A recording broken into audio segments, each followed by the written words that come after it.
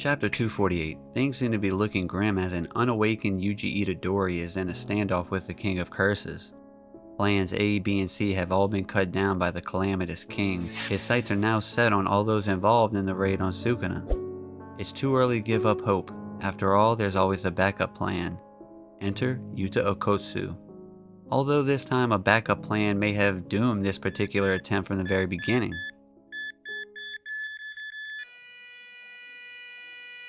Hey guys, before we get into the video, I just want to take a second and say I have arrived. 1K subs.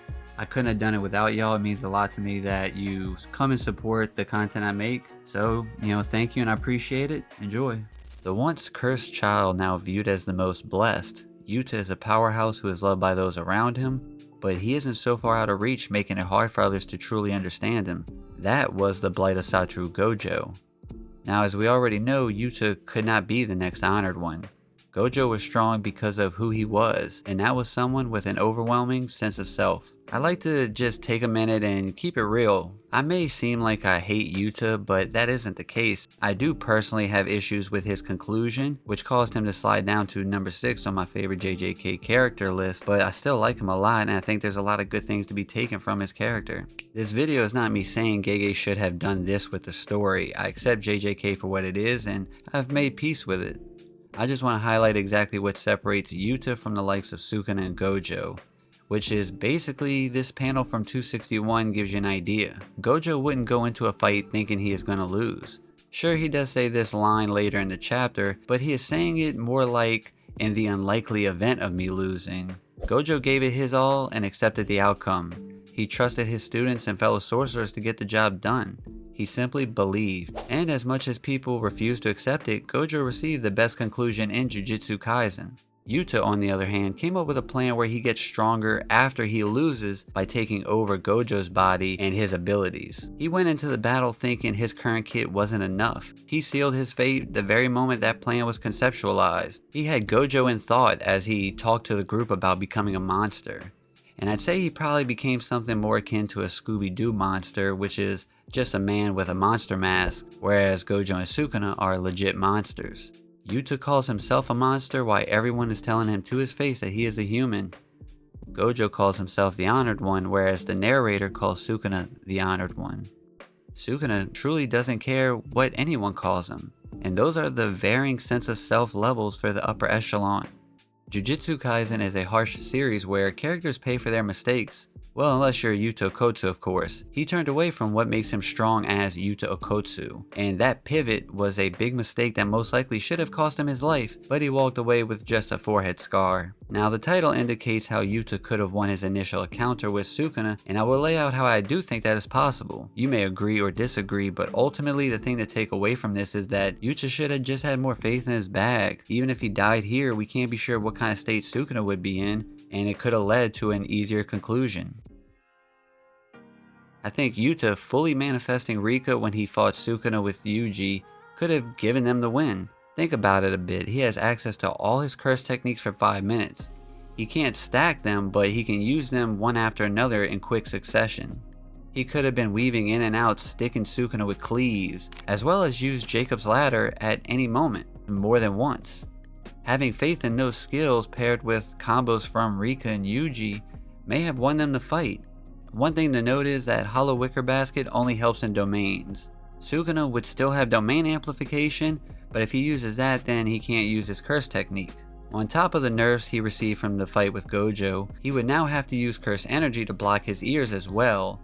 Well, actually, Sukuna would have to get hit with curse speech one time for him to know Yuta has that in his kit, which you can view that as a way to stop World Cutting Slash for one time. Then from that point forward, Sukuna would have to block his ears with curse energy. In this scenario, they can also save Todo for a last resort, or have him jump in and put it all on the line right then and there. A 5-minute battle to determine the fate of the world, if you will. Todo's Boogie Woogie would make it hard for Sukuna to properly use World Cut and Slash since he has to aim it. Maki can still be a factor here as well, surprising Sukuna and slashing his hand off, while he is distracted with the constant pressure and variation of so many different attacks. Once Sukuna finds out that Yuta has Jacob's ladder in his bag, I'd imagine he would have to rely on domain amplification, so World Cut and Slash wouldn't be as accessible. Realistically, Sukuna never starts a fight with World Cutting Slash anyway, and I think they can stop him from using it within the 5 minutes.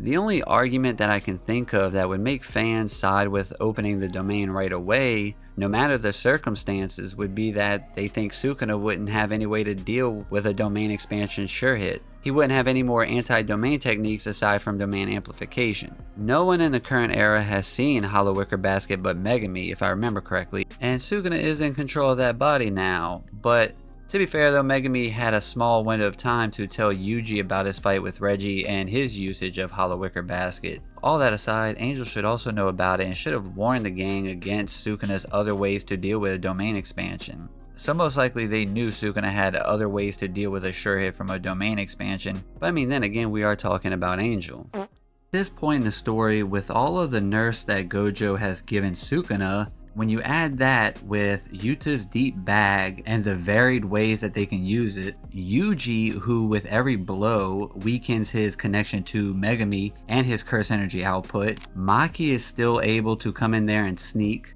We also have Choso, who by himself doesn't do a lot, but he is a valuable asset to Yuji. Plus, if Toto pops in at this point, with Boogie Woogie and all the different people he now has to swap with, I mean, to be fair though, they may not be able to get used to how crazy Boogie Woogie is. He'll still be able to trick the hell out of Sukuna with it. And this isn't even mentioning when LaRue and Miguel pop in as well. I just think at this juncture of the story, with Yuta still being there and 100%, they have quality pieces as well as the quantity and variation to throw at him.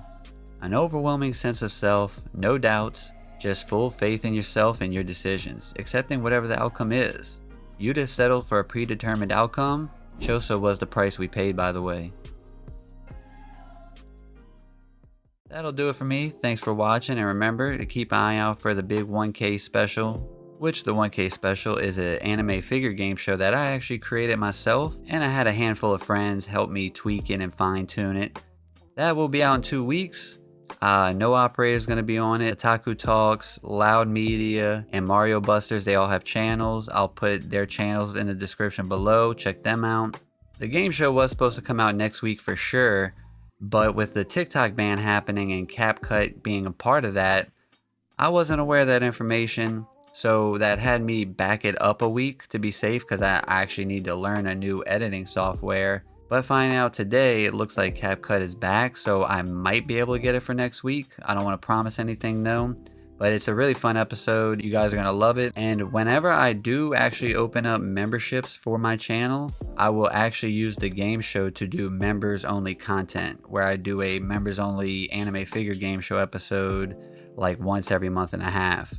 So let me know in the comment section below if you'd be interested in that. Like and subscribe, and remember, stay normie, stay weeb, shit even in between is fine. Until next time, peace.